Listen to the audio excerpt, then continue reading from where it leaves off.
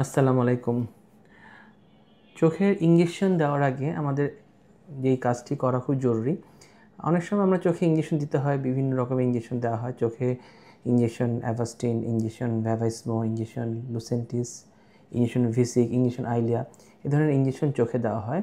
যে ইঞ্জেকশন দেওয়ার আগে আমাদের একটা পরীক্ষা করা খুবই জরুরি, সেটা হলো চোখের অপটিক্যাল কোহেরেন্স টোমোগ্রাফি কিংবা চোখের ওসিটি বলা হয়।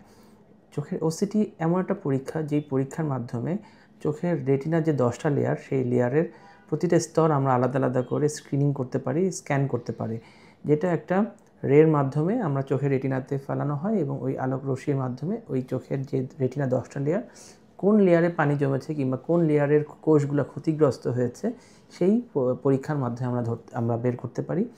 আরেকটা জিনিস যেটা দরকার, যে চোখের কালার ফান্ডাস ফটোগ্রাফ, এটা করেও দেখা যায় যে পানিটা এরিয়াটা কতটুকু হয়েছে। কিন্তু ওসিটি পরীক্ষার মাধ্যমে, অপটিক্যাল কোহেরেন্স টোমোগ্রাফির মাধ্যমে আমরা স্পেসিফিক বুঝতে পারি যে আমরা কোন লেয়ারে পানিটা জমেছে এবং কত পরিমাণ পানি জমেছে এবং থিকনেসটা। আমাদের দেখা যাচ্ছে যে চোখের মধ্যে যখন পানি জমে, চোখের ভিতরের রেটিনা যে থিকনেসটা, ওটা অনেক বেড়ে যায়।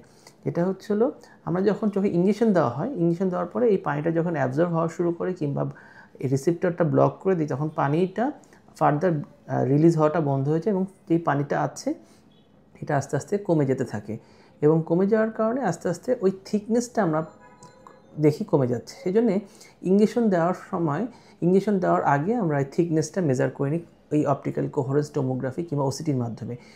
বিশ্বে যেসব বিভিন্ন দেশে যে রিসার্চগুলো হয় এই বিভিন্ন ইঞ্জেকশনের কারণে, ইঞ্জেকশনের মাধ্যমে যে রিসার্চগুলো, এই পরীক্ষার মাধ্যমেই সবচেয়ে বেশি রিসার্চগুলো করা হয়। কারণ ইঞ্জেকশন দেওয়ার আগে, ইঞ্জেকশন দেওয়ার পরে ওই থিকনেসটা কতটুকু কম বেশি হচ্ছে, এই ওসিটির মাধ্যমে আমরা নির্ধারণ করে থাকি। সুতরাং আপনি যখন ইঞ্জেকশন দিবেন, ইঞ্জেকশন দেওয়ার আগে এই অপটিক্যাল কোহেরেন্স টোমোগ্রাফি পরীক্ষাটা করাটা খুবই জরুরি এবং এটাতে একটাই লাভ হচ্ছিলো যে আপনি পরের ইঞ্জেকশন দিবেন কিংবা তারপরে ইঞ্জেকশন দিবেন, দেওয়ার আগে আপনি নিজে বুঝতে পারবেন যে আপনার আগের চেয়ে এই ইঞ্জেকশনে পানিটা কমেছে না আরও বেড়েছে। যদি বেড়ে যায় তখন আমরা হয়তো বা ইঞ্জেকশনটা চেঞ্জ করে দিই, অন্য গ্রুপের ইঞ্জেকশন দিই। কিন্তু আপনাকে অবশ্যই এই পরীক্ষার মাধ্যমে নির্ধারণ করাটা উচিত। আপনাকে অবশ্যই মাথায় রাখতে হবে যে এই যে ইঞ্জেকশনটা দেওয়া হচ্ছে, সেই ইঞ্জেকশনটা কিন্তু আপনার চোখের ফার্দার লিকিং হওয়াটাকে বন্ধ করছে এবং অ্যাবজর্পশনটা রেটটা বেড়ে যাচ্ছে এবং এতে করে কী হচ্ছে, আপনার ভিশন ইমপ্রুভ হওয়ার সম্ভাবনা অনেক বেশি। কিন্তু একদম আগের মতন ভিশন যেটা প্রথমে ছিল সেরকম ভিশন ইমপ্রুভ নাও হতে পারে। বিকজ যখন আমাদের এই কোষগুলোর মধ্যে পানি জমে যায়, কোষগুলো যেটা রেটিনাল পিগমেন্ট এপিথেলিয়াম যে লেয়ারের যে ওখানে যে কোষগুলো, আরপি কোষগুলো যে আছে, রড অ্যান্ড কোন সেলগুলো আছে, ওই কোষগুলো আস্তে আস্তে ড্যামেজ হয় পানিটা দিয়ে জমে থাকার কারণে। পানিটা জমে থাকার পরে ওটাও কোষটা মানে আস্তে আস্তে বড় হয়, যার কারণে ওর যে কার্যকারিতা, যেমন বিভিন্ন কালার চেনা কিংবা আপনার চোখের ভিতরে যে আমরা কাছে দেখি, নিয়ার ভিশনটা দেখি, ওই নিয়ার ভিশনের যে আমাদের লেখাগুলো অনেক সময় কম দেখা হয় এই ম্যাকুলার ইনভলভমেন্টের পানি থাকার কারণে। সেই জন্য আমরা বলি যে ডায়াবেটিস রোগীরা যে দৃষ্টি প্রথমেই কমে যাওয়ার কিন্তু এক নাম্বার কারণ হলো এই চোখের পানি জমে যাওয়া।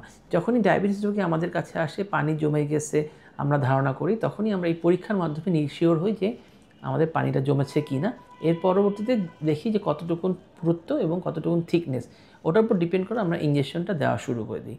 আশা করি ইঞ্জেকশন দেওয়ার আগে কোন পরীক্ষাটা করা উচিত, এটা আমাকে একদিন কোশ্চেন করেছিলেন, সেটা কোশ্চেন অ্যান্সারটা আজকে দিলাম।